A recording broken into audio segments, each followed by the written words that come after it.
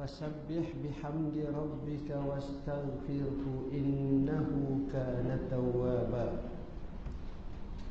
Mafhumnya, apabila datang pertolongan Allah dan juga pembukaannya, nescaya Muhammad, kamu akan dapati ramai manusia yang masuk agama Islam ini berbondong-bondong, berduyung-duyung, berpuak-puak. Maka hendaklah kamu bertasbih dengan mensucikan Tuhan kamu, dan juga hendaklah kamu memuji Tuhan kamu dan minta ampunlah kepadanya, kerana sesungguhnya Allah itu sifatnya maha penerima taubat.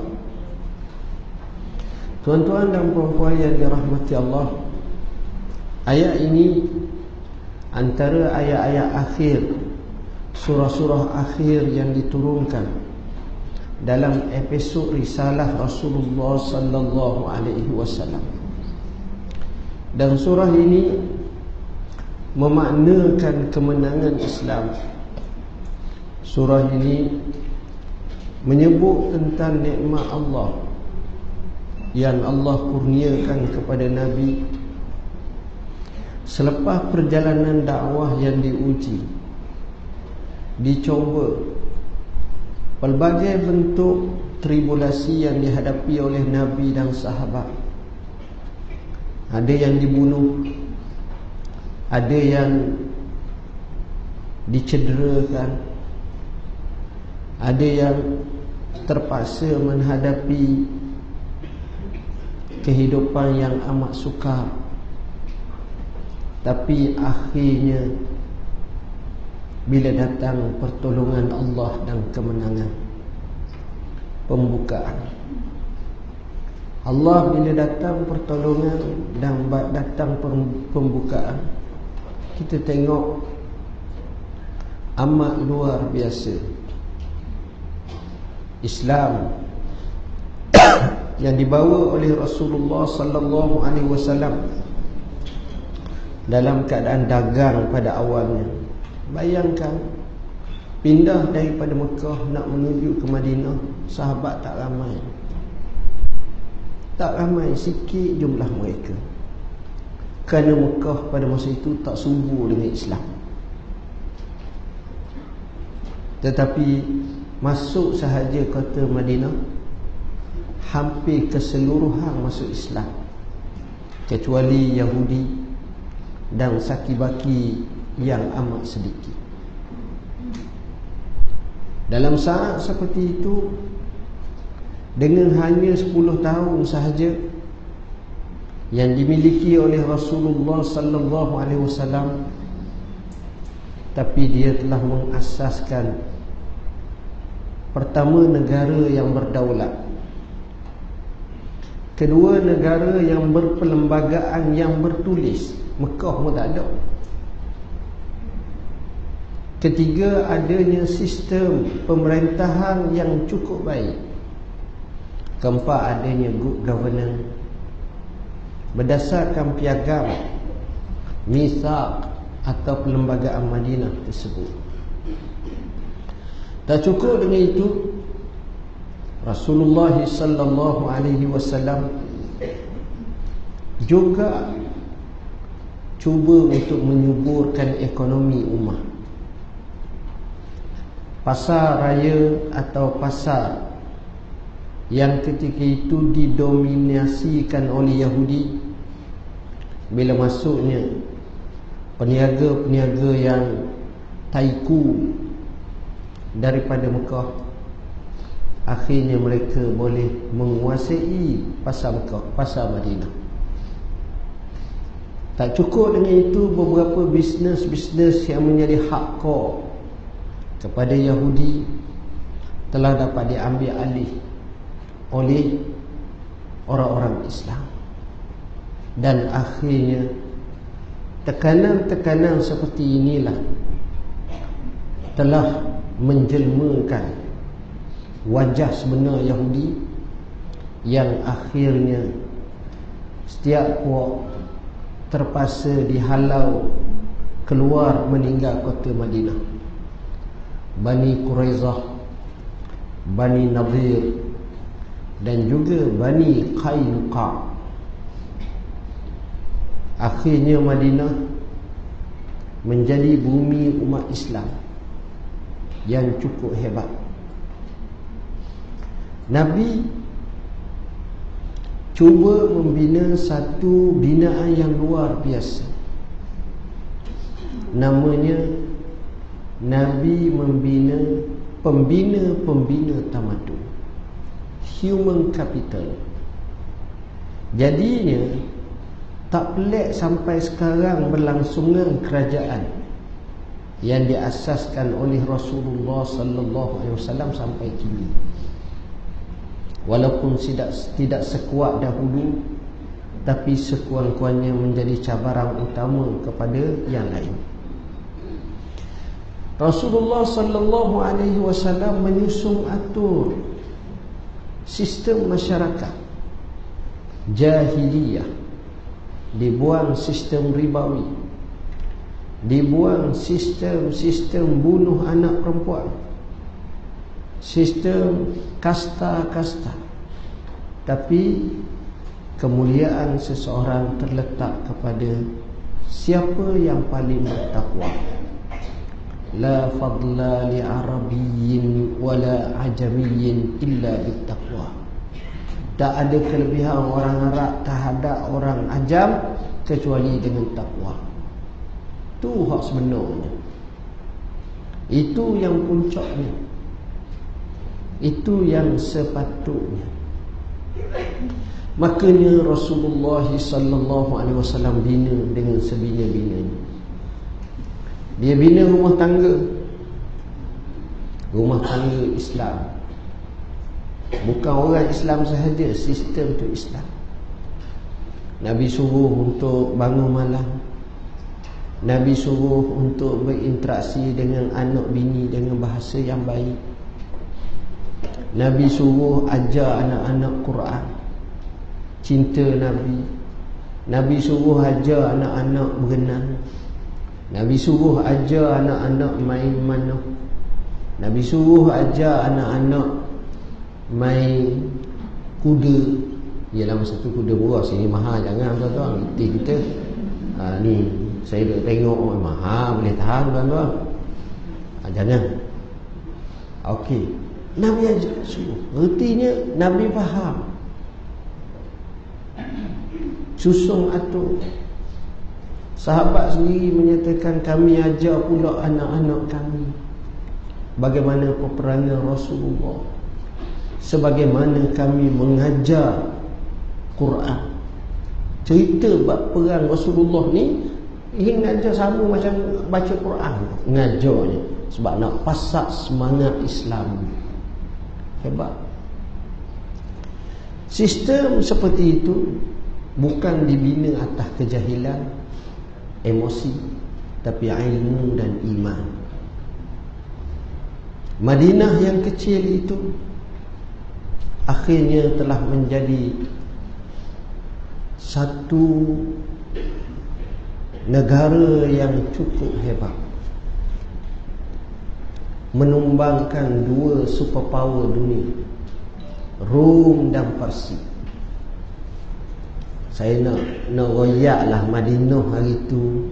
Kalau kita cerita nak nampak biar orang faham sikit, terutama orang lelaki lah. Orang perempuan tak berapa tahu sangat. Kalau nak royak, nak beri satu kefahaman yang nampak dekat sikit kefahaman, sebagai contohnya, iaitu kalaulah orang Seri Gombok ni dia ada pasukan bola. Seri Gombok, bukan daerah Gombok, Seri Gombok. Maknanya berapa kekuatannya. Tengok haji-haji semua jenis dakwah beragam, anak-anak main bola. Nak contoh, ibarat pasukan ni boleh lawan dengan pasukan negara Brazil, kalah Brazil. tak ke huru-hara. Bukan pasukan Malaysia, lawan pasukan Malaysia tak mesti tak hebat lagi. Lawan pasukan Brazil, kalau orang kaki bola tahulah. Itu saya nak gambar kalau tentera, sebab kita tentera ni kita tak nampak senjata, tak nampak kuat, tapi kalau bola tu, kalau orang faham, Allah, amat tu kapung je, taman je.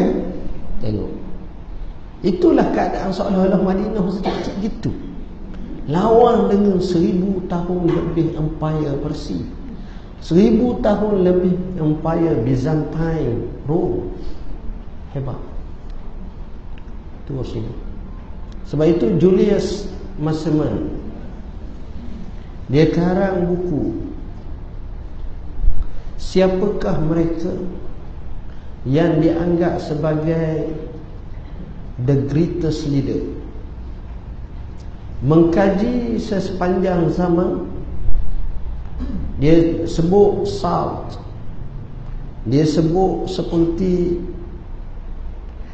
Aristotle, Plato, Socrates, dia sebut seperti Gautama Buddha, dia sebut seperti Mahatma Gandhi, dia sebut seperti Hitler, dia sebut hak yang hebat-hebat, hak gedebe dunia ni dalam bidang masing-masing, pertama, kedua, ketiga, hak bidang kepimpinan, bidang keilmuan, bidang ketenteraan, semua kali. Akhirnya dia kata, makanya pemimpin yang terunggul di sepanjang zaman adalah Muhammad sallallahu alaihi wasallam. Insaf. Dan dia tak cukup dengan satu statement, dia buat kali kedua, dia kata agamawan yang paling berhasil dan berjaya dalam membentuk kepribadian tamadun manusia adalah Muhammad. Berjaya dia, tuan-tuan. Allah rakamkan dalam Quran. Bila datang kemenangan dan pembukaan kota Mekah, Nabi nak keluar, dihambat, dikepung, dicari, diuftikan atau dibonuskan dengan satu bonus besar, siapa boleh bawa kepala Muhammad mati atau hidup. Dia buat macam tu. Hanya selepas 8 tahun Nabi masuk.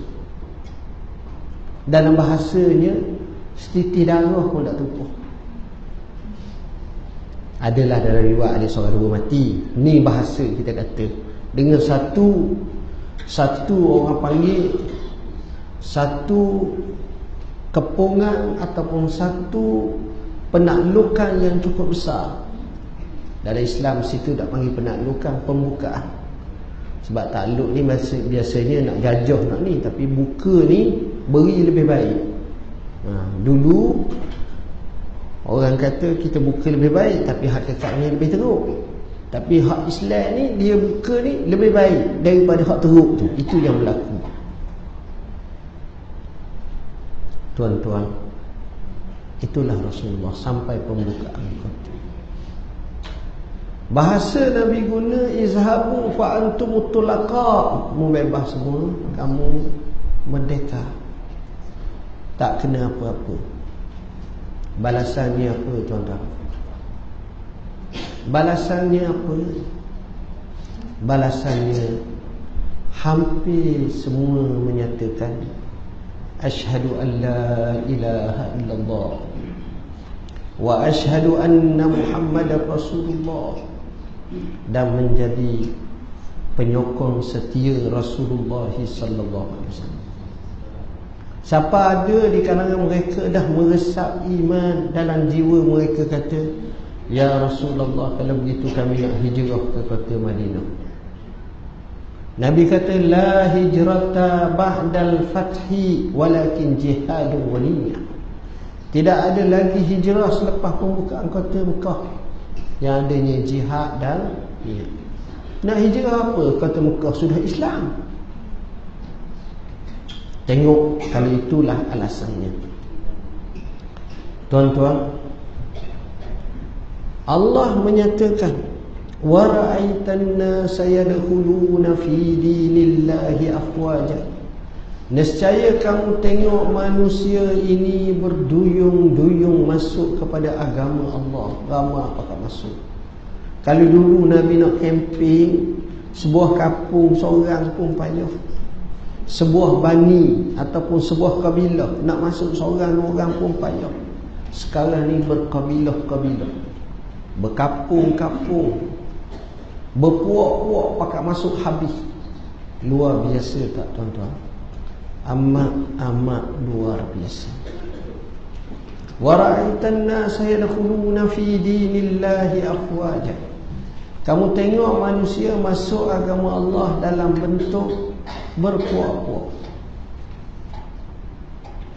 Tuan-tuan, sekian lama dakwah, bermula daripada Mekah 13 tahun, capur pula di Madinah 8 tahun selepas buka kota Mekah tu, bermakna sudah 21 tahun.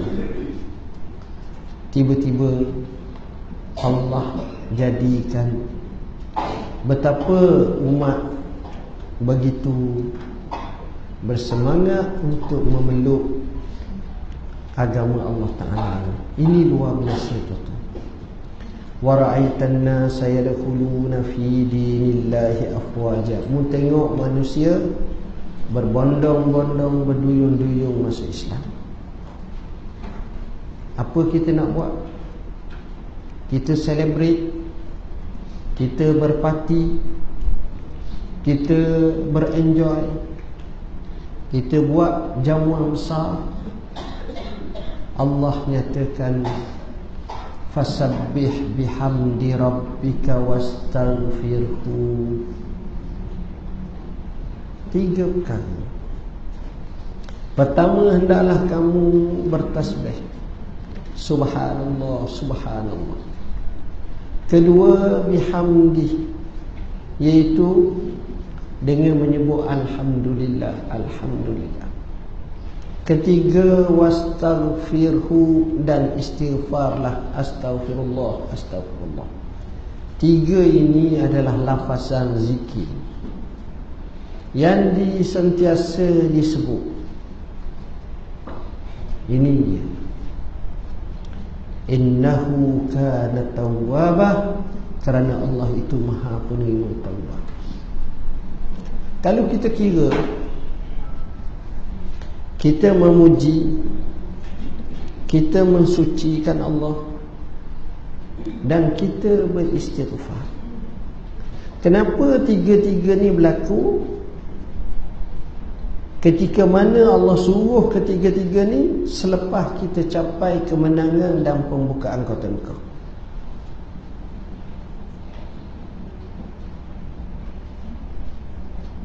Kerana tuan-tuan, ghalibnya kehebatan, kurniaan dan kelebihan ini jarang orang boleh syukuri dengan sebaiknya. Jadi nampak kurang. Kita kata, contohlah kita, saya ni sebenarnya suka datang masjid, tapi nak datang macam mana? Jauh, jalan kaki tak tahan. Masjid Khairiyah pula duduk atas bukit, tinggi sikit, bawah tu mana boleh. Ya Allah, kalau kau bagi aku motosikal, memang aku datang. Dapat motosikal. Biar dapat motosikal 5 hari je mari, lepas tu dah mari. Banyak je. Orang tanya kenapa tak mari masjid pula. Ustaz tahu tak Ustaz, sekarang ni musim hujan, kena kereta. Kita pergi semayang habis belasah, belenja basah tu tepi makmum, takkanlah makmum Marahlah makmum. Walaupun ustaz boleh jawab, pakailah baju hujan, raih juga. Akhirnya dapat kereta 3 hari je mari. Sudah mari, orang tanya kenapa? Parking tak ada Ustaz. Tengok, maknanya manusia ni macam tu. Kita selalu cakap saya ni harap tak apa nak kaya je. Kalau saya kaya saya sedekah tiap-tiap hari. Masjid Khairiyah mari je tanya apa? Saya cek je, blank check pula tu. Multak lah berapa? Oh sedap cakap. Tapi bila kaya mari mikir cara lain pula. Begitulah sebenarnya apa yang berlaku dalam kehidupan manusia. Bila sebenarnya sabar tu kadang-kadang jauh lebih mudah daripada syukur. Ni, semua ni sabar, tak makan lagi ni. Biasa. Tak ada bunyi mulut bobak-bobak. Sabar. Tapi kalau kita dapat kurnia Allah, nak syukur, payah. Kita kata je mudah, payah tuan-tuan. Syukur ni payah. Siapa nak syukur pada Allah, payah sangat. Cabaran syukur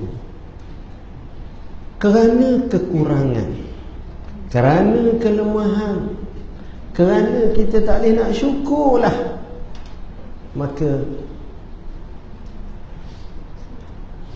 kita kena istighfar kepada Tuhan, kena kembali pada Tuhan. Hati pun jadi tenang. Seorang syekh yang saya selalu sebut, Syekh Muhammad Mituli Syarawi. Tuan-tuan dengar kisah ni.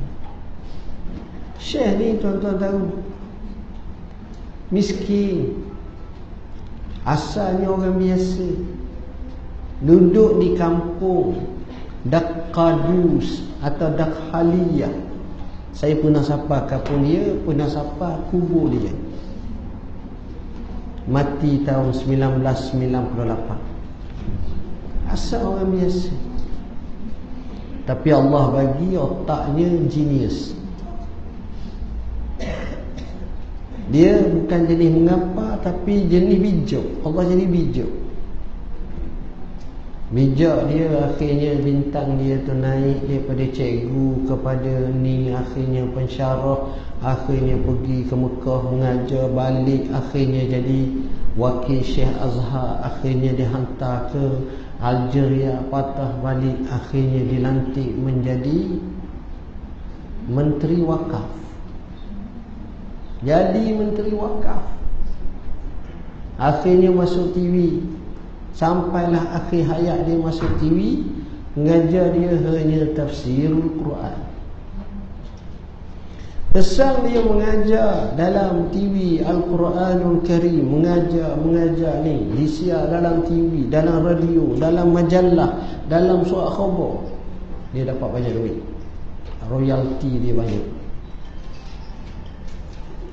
Jarang kita tengok orang Mesir ulama kaya. Biasanya kalau kaya bukan ulama. Kalau ulama tak berapa kaya. Dia dua tu je. Tapi dia bergabung. Tuan-tuan tahu apa yang dia buat? Saya sebut dalam ni. Dia bina masjid. Dia bina hospital di kampung dia. Hospital. Apa lagi? Dia beri infak kepada Al-Azhar. Banyak bantuan, bantu je. Tengok. Tapi berapa orang macam tu? Kita ni tuan-tuan kalau bak harta, bukan tuan-tuan, saya pun sama lah. Bila bak harta, satu benda akan mari dalam kepala kita. Namanya apa dia? Tak cukup. Tu akan mari.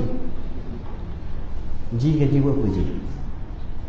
Saya gaji 5,000. Cukup tak Ji? Tak cukup. Ni jah je. Saya tak banyak, dah 15,000 je.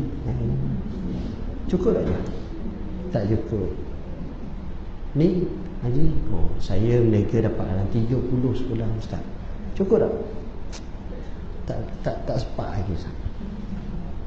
Jah berapa? Saya dapat 50. Cukup tak? Tak cukup. Tak ada seorang pun cukup.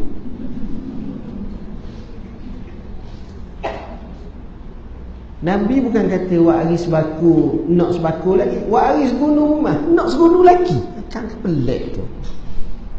Tak payah segunung lah. Ambil 10 kilo je mah.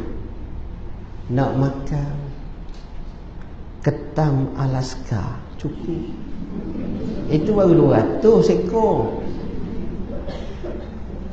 Ketam Alaskan, crab Alaskan. Oh, besar. Baru 200. Nak makan ayam Belanda walaupun tak pergi Belanda. Nak makan hak mahal sikit, daging lembu Wagyu di mahal dia jual sekarang. Tapi jangan bawa 3 riyal, 30. Masa tu kena bawa 5,000 tak ada poket. Sebab harga dia 1,500, 2,000 mahal. Lembu Wagyu. Bukan lembu Wahyu. Wagyu, bahasa Jepun Wagyu. Saya sepatutnya semalam pergi ke Osaka malam tu. Wakil kawan pergilah. Kata mula kita pergi ke Osaka. Cerita bab lembu Wagyu memang sedap lah. Saya terus ceritakan baru ni kisahnya. Allah bagi cukup semua, tapi masih lagi kita kata tak cukup. Ertinya dalam hidup kita macam tu. Apa kita nak? Kita tak tahu. Sebab kita terikut-ikut gentar. Saya bagi tahu tuan-tuan, kita ada rumah, kita ada kenderaan, kita ada pakaian yang sesuai, kita boleh makan apa yang kita nak. Tapi bukanlah tiap-tiap hari 5 star makan di hotel, bukan. Itu setahun sekali okey lah, dah nak rasa. Makan apa yang ala kadar. Perut kita tak boleh lah makan 4 riyal sehari. Makan 4 riyal tu nasi lemak je pagi. Jadi mungkin setiap orang tu 20 riyal sehari, ataupun kalau sedap sikit 30, ataupun 50. Kalau 50 baru 1,500. Okey dah tu. Campur tanggung tu. Jadi 1,500 tu maksud saya sebulan lah, sebulan. Jadi tuan-tuan dan puan-puan yang dirahmati Allah, di sini menunjukkan kepada kita bahawa macam mana kita kena syukur kepada Allah. Syukur kepada Allah. Kita nak kekal nikmat, kita syukur. Kita nak hidup tenang, kita syukur. Ada orang tu jenis syukur pada Tuhan. Allah bagi pada dia, Masya Allah, rezeki luar biasa tuan-tuan. Ada je hak ni datang, hak ni datang, hak ni datang, Allah bagi. Tapi ada orang tu Masya Allah, nak dapat serial pun payah. Macam-macam, ya Allah, ada halangan kok ni, halangan. Apa pasal? Masa tu dia kena semak balik hubungan dia dengan Tuhan. Saya ada baca satu kenyataan. Manusia bermasalah, dunia bermasalah sekarang. Bagaimana nak selesai masalah dunia? Dunia kita dengar bermasalah. Saya tak nak fokus dunia besar, kita cakap dunia orang Islam. Dunia bermasalah. Bagaimana nak selesai masalah dunia? Jawapannya, selesaikanlah masalah manusia. Sebab yang mengurus takbir ni manusia. Jangan selesai masalah monyet. Monyet tu, monyet ni tak ayah. Manusia duduk. Hak dia dalam hutang, hak dia ni. Manusia duduk. Selesaikan masalah manusia. Bagaimana nak selesaikan manusia? selesai masalah manusia adalah selesaikan hati manusia. Sebab manusia tu enjin dia, otak dia ataupun pelaksana sebenarnya bukan tubuh badan zahir ni, hati dia. Kalau hati dia baik, baiklah. Kalau tak. Bagaimana cara nak selesai hati pula? Nak selesai hati, lakukanlah solat. Jadi akhir sekali selesai masalah ni, solat. Allazina immakkannahum fil ardi aqamus salat wa atawuz zakat. Mereka yang kami tamkinkan, tetapkan mereka berada di muka bumi, mereka yang dirikan solat. Mereka yang dirikan solat, mereka dirikan solat. Kerana orang diri solat ni okey. Tuan-tuan tengok negara yang mana solat tu hidup. Kita pun kena tengok kampung kita, negeri kita, mula-mula keluarga kita. Macam mana rasa kasih ke masjid, ke surau. Sekali-sekala kita kena ajak. Yelah patut tiada hari, tapi maklum sajalah sekarang ni nak tiada hari payah juga. Sekali-sekala kita kena ajak keluarga ke masjid, ke surau. Mari. Hak kita tu memang sok mondok. Kadang-kadang ni kena ajak. Bila mari, nak mari macam-macam kata, nak tengok TV lah, nak tengok cerita lah, nak ning lah, macam-macam. Tak apa sekali. Kita paksa masing-masing paksa diri. Bukan kita saja paksa pergi. Bila balik, dia mari mikir. Sekurang-kurang itu membawa kekuatan. Ingat tuan-tuan, banyak bala-bala kita dapat tolak dengan sebab kita sedekah, dengan sebab kita semaya, dengan sebab kita buat baik, dengan sebab kita takwa, dengan sebab kita ibadat pada Tuhan, dengan sebab kita taat kepada Allah. Banyak bala terhalang dengan sebab kita buat macam ni. Kita tak nampak, kadang-kadang kita tak sedar ada. Contohnya kita semayang subuh tadi. Dalam doa semayang subuh kunut kita kata apa? Waqini syarra ma qadai. Ya Allah, lindunglah kami, aku, daripada segala kejahatan yang kamu takdirkan Tuhan. Kalau tak semayang, kita baca ke? Baru subuh waqini syarra ma qadai. Tak ada.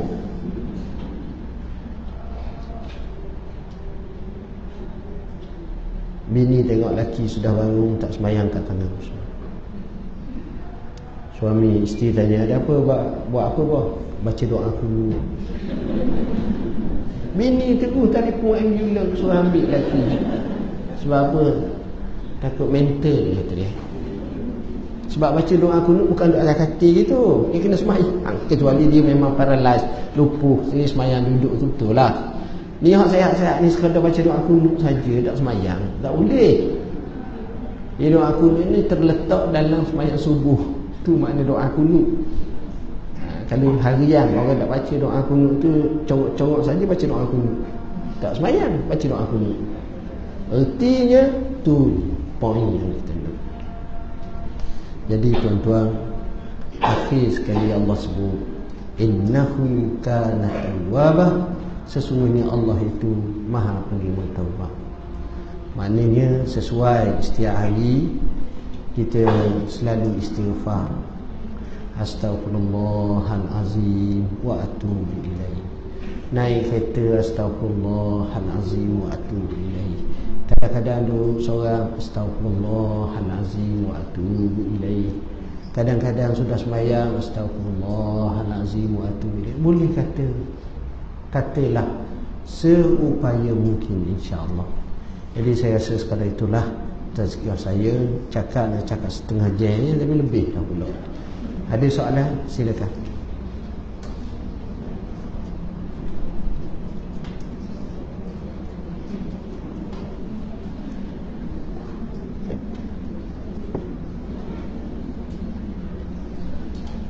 Ya.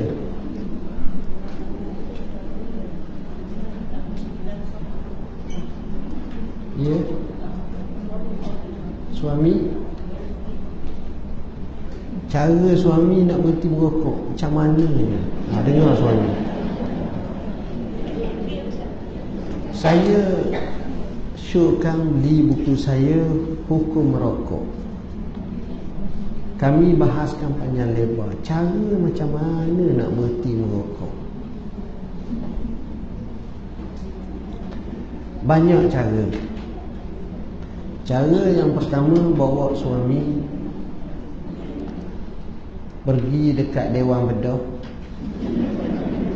tunjuk limpa direct. Ni orang isap rokok.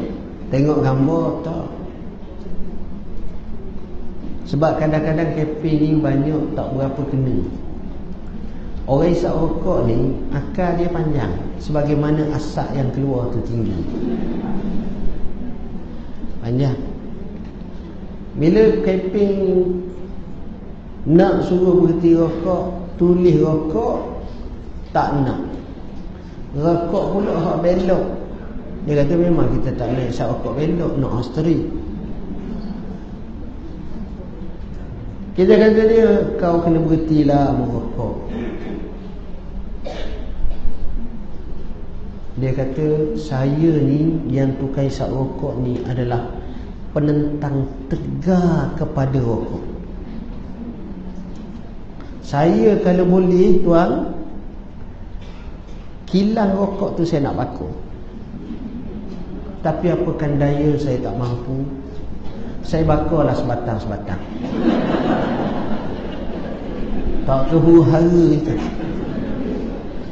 Baik sangat siapa bakar sebatang-sebatang. Ini masalah. Orang isap rokok ni, antara pantang dia, dia tak suka anak dia isap rokok. Kita ambil rokok bagi anak dia umur 4 tahun, suruh isap depan dia rabuk dan dia marah. Kita kata, saudara, oleh kerana saudara suka merokok, baik kita latih daripada awal anak-anak. Bapa bawa anak berhenti, ikut betul-betul. Dia kata tak boleh gitu. Sebagaimana budak tak boleh, mu pun tak boleh, kamu pun tak boleh. Dan kita tengok orang isap rokok ni, kelemahan orang isap rokok, dia hilang malu, nak isap itu. Satu budaya yang kurang sihat. Dapatan kajian bahawa kes rokok menyebabkan kita menanggung hampir 3 bilion setahun kos rawatan. Saya pernah buat kajian, bukanlah kajian dalam sangat, bacaan temuan dapatan. Ni cerita mungkin dalam 15 tahun dulu atau 20 tahun dulu, bahawa setiap hari perokok menghabiskan duit beli rokok lebih kurang 15 juta di Malaysia. Itu dulu. Kalau sekarang mungkin kita kena kali 2 cukup, 30 juta. Sebab harga rokok pun naik, orang pun ramai, 30 juta. 30 juta tu tuan-tuan, kalau kita nak bina satu surau dengan harga 1 juta surau, 30 henti surau. Untuk sehari 30 henti surau dah. Kalau kita nak bina rumah anak yatim setiap daerah dengan harga 2 juta, 15 henti. Artinya sebulan kita dapat 15 juta dengan harga 2 juta. Seluruh daerah di Malaysia ni kita dapat bina. Kalau tak seluruh pun hampir seluruh daerah, hampir katakan. Boleh bina rumah anak yatim dengan 15 juta. Kita pergi ke UKM, Berapa banyak lurang anak-anak Melayu, anak-anak Bumi Putera ataupun termasuk orang bukan Islam, India, Cina yang fakir miskin, kita nak bayar. Selesai setahun bayar. Hak ni 4,000, hak ni 6,000, hak ni 8,000, hak ni selesai. Esok pergi UPN pula, lusa pergi UIA pula. Ni mesti pun tak banyak, dah 20 campur dengan hak swasta, campur dengan hak tu katakanlah sebulan cukup bayar semua. Budak pun boleh belajar dengan 15 juta, tuan-tuan. Kalau nak buat majlis macam ni 500 majlis, mungkin 5,000 majlis seluruh Malaysia boleh buat. Ni kos makan bukan banyak sangat. Pokok ni gaut cimani darah tinggi tak macam mana. Nasi lemak je RM2 je. Makan nasi lemak, tuan-tuan, lebih murah daripada beli sekotak rokok. Percaya tak? Tu dia. Banyak benda kita boleh buat. Orang yang isap rokok ni, kalau kita tengok dia ruginya dengan dia isap rokok. Walaupun dia baik, dia sedekah rokok pada kawan dia. Kawan dia bukan sedekah, minta. Ada berapa batang, minta batang. Dia baru beli, buka habis lalu dah. Allah. Sebab tu orang isap rokok dia sembunyi rokok dia tadi. Dia sayang tau. Tinggal sebatang dia. Orang yang isap rokok tengok, dengan jumlah yang dia isap rokok, katakan RM20 sehari, 600 sebulan. Sebab orang isap rokok ni dia tak ada cuti. Dia kata hari Sabtu Ahad kita dah isap, tu cuti. Kita sambung pula hari Selasa, hari Isnin. Tak, dia tiap hari. 600 bulan tu, tuan-tuan, cukup kalau anak dia 9 orang, dia masuk PTPTN ataupun skim apa ni kita kata pendidikan, dia bayar 100 bulan, hak tu lepas dah. Tak payah mikir banyak, lepas dah. Bayangkan 20 tahun berapa jadi? Kalau 7,200 tahun, 6 kali 12 72. Kalau 10 tahun 72,000. Kalau 20 tahun 144,000 dah. 144,000 tu, tuan-tuan, dengan duit tu dia beli rumah. Yang dia beli, masa dia beli harga 70 tu, bayar bulanan, lepas selesai dah. Kira kok boleh selesai bayar rumah, dan rumah jadi milik sendiri. Ada hasil, tapi sayang, inilah masalah kita. Dan kita tak tahu bahawa isap rokok ni banyaknya umur pendek. Kebanyakan orang isap rokok umurnya pendek. Sebagaimana pendeknya batang rokok tu. Pendek, dia tak panjang. Kalau panjang pun, rumah keduanya hospital. Sakit apa? TB, batuk kering.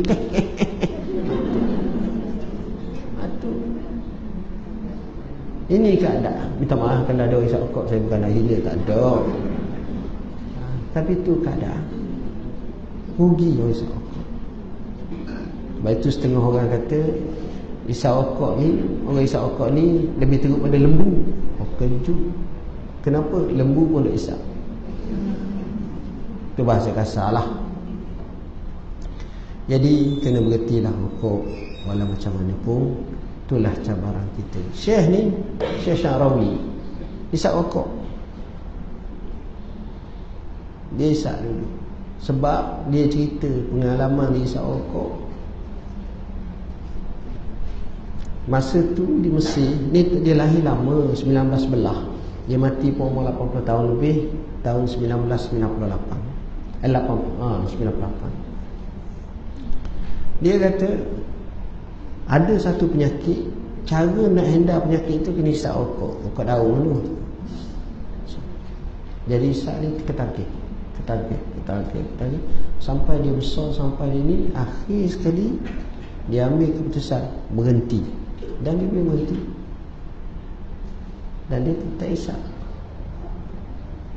Boleh tuan-tuan yang kata tak boleh lah, saya tak boleh, tengok rokok tu, Allah, lain macam. Boleh sebenarnya, tak ada benda yang tak boleh, kecuali orang tu sengaja nak rebah dengan nafsu dia.